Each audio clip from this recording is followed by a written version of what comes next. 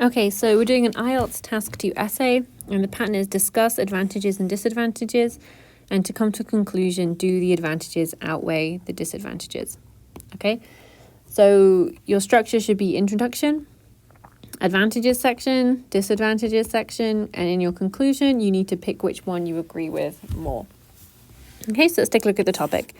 In some countries, young people are encouraged to work or travel for a year between finishing high school and starting university studies. Discuss the advantages and disadvantages for young people who decide to do this. So this is something that's quite common to do in the UK. I'm not quite sure about Korea, but the common slang for it in the UK is gap year.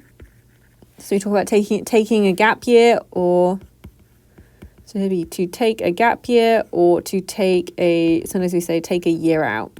I'm going to take a year out before I go to university. Kind of meaning you're going to take this break. Usually, in the UK, usually it's sort of like 50-50. You spend maybe 6 months working and then 6 months traveling. Okay, so let's see what this candidate has done. Let's look at the introduction. In some countries, the high school graduate are recommended to work or travel for a year before entering university. Okay, so we've got the high school graduate are recommended.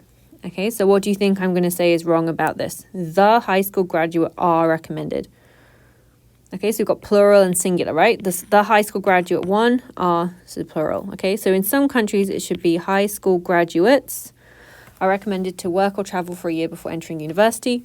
There are both merits and demerits to this phenomenon. I wouldn't necessarily call it a phenomenon. Phenomenon tends to kind of be almost like a surprise or something unexplained.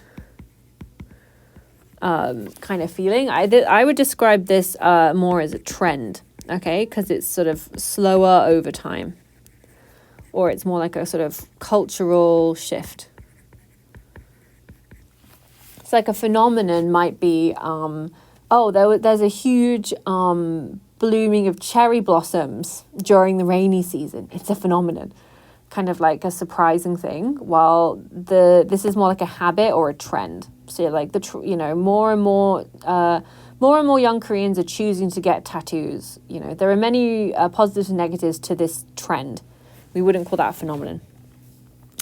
So however, I believe that the advantages override its disadvantages. Okay, so we have a clear thesis statement. Okay, so they've given their opinion here.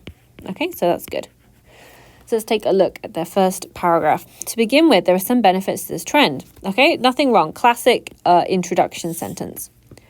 First, these activities provide an opportunity to numbers of experience for a young adult, not as a student.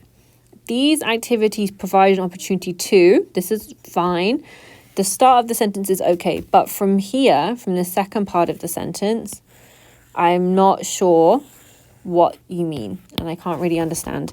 Numbers of experience, so we wouldn't say a number of experiences for a young adult, not as a student. I'm not sure. Okay, so they got traveling abroad, for example, could give them the experience of other cultures and customs that could make them take a broader view. Take a broader view of what? So I think what they're trying to say is to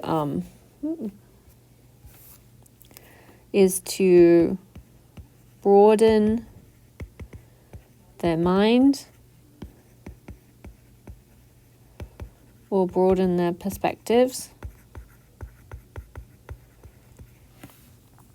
Okay, secondly, working for a year has the advantage of acquiring new skills or abilities. Let's guess they are served in the sales business. So I wouldn't say let's guess, that's too informal. And I would just be formal about it. For example, if they work in the sales business, maybe they can learn how to deal with customers, how to sell things well. Okay, this should be linked with customers or how to sell things well. Okay, so what's missing from here? I would say I want to see them expand on their example and give some detail. Okay, you can make up a statistic. A study by the University of California found that 58% of students who took a year out did better, had more job offers when they graduated university or something like that. And I just want a little bit more expanded answers. Okay, so they've given me 2 separate points in this paragraph. To hit that 6.0 or higher, I want to see candidates explain a little bit more their logic and their reasoning why. Okay, let's go body 2. However, not all aspects of this trend are beneficial. Working or traveling for a year after high school needs to be well planned. Otherwise, that period would be meaningless. If they want to achieve these advantages, they would have to plan well. However, it is quite hard for a person who has just graduated from high school to plan well, which requires expert support. Moreover, traveling cannot be allowed for anyone, for just anyone, because it costs a lot of money. It costs lots of money and it can be seen as a kind of social inequality. Okay, overall, this paragraph is written much more clearly. The grammar is much more coherent. They've got nice cohesion with their linking words. They've explained what they mean. And so I think this is much stronger than their body 1. Okay, I like the point they're saying that you have to plan it, otherwise it's going to be kind of meaningless for you. So in conclusion, although there are some disadvantages, I believe that this trend is mainly advantageous. Therefore, this trend needs to be maintained. Really? I thought because this paragraph seems so much stronger than the first one, I assumed this was the one that they agreed with. Okay, so if you're going to agree with this one, you need to explain why. Why is it that the benefit in terms of work and like broadening your mind is better than the fact that it's like inequality? So for this trend, governments should support professional education and money for working and traveling after graduating high school. Okay, so overall, so task achievement, they did answer the question. They discussed advantages. They did discuss disadvantages. They gave their opinion in the conclusion. It wasn't always well explained or super well supported. So I think that's the main sort of weakness, is they didn't fully explain your answers. And when I say fully explain, it just means more detail, and we call them chains of logic. Okay. So when you're explaining yourself, it's this idea that you're creating, like, from idea to idea, you have to explain clearly how things affect each other. So if you say, if I travel abroad, I will meet more people. Therefore, I will experience more cultures. Therefore, I will get new experiences. Therefore, could change my opinion of how I think about other people. Therefore, when I go to university, I'll have a better time integrating with people. And when I graduate, there's a better chance that I'll have a better job. Okay, so you've kind of like explained why, rather than just saying, if I travel abroad, it will help me get a better international job. So I've explained the reasons why.